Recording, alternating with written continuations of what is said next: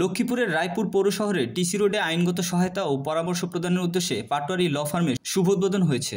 গতকাল সন্ধ্যায় পবিত্র কুরআন খতম, মিলাদ ও দোয়ার মধ্য দিয়ে এর শুভোদ্বোধন করা হয়।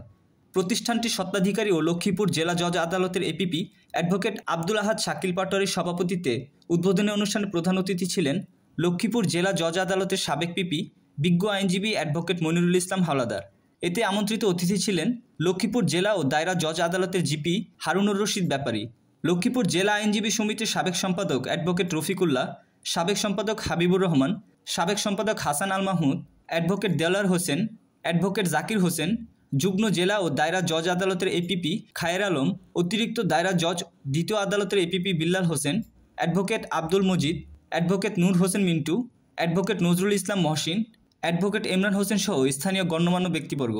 সব মিলিয়ে পাটোয়ারি ল ফার্মের শুভোদ্বোধনকে ঘিরে আইনজীবীদের মিলন মেলায় পরিণত হয়েছিল রায়পুর। পরিশেষে আগত অতিথিবৃন্দের মাঝে তবারক বিতরণ শেষে অনুষ্ঠানের সমাপ্তি ঘোষণা করা হয়।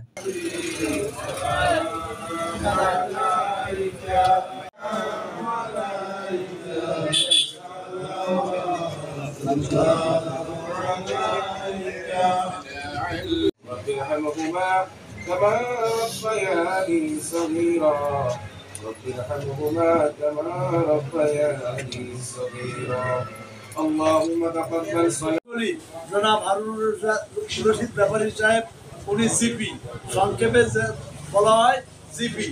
আর তারপরে আমাদের সাবেক ছিলেন আমাদের জাহাঙ্গীর সাহেব, উনি সরকারি এপিপি ছিলেন। আমাদের রবিউল্লাহ সাহেব সাবেক বারের সেক্রেটারি ছিলেন দুইবার এপিপি ছিলেন আমার সাথে। আমি যখন ছিলাম আমাদের রায়পুরের অ্যাডভোকেট জাকির সলি, জনাব হারুনুর রশিদ ব্যাপারী সাহেব, উনি জিপি, সংক্ষেপে বলা হয় জিপি।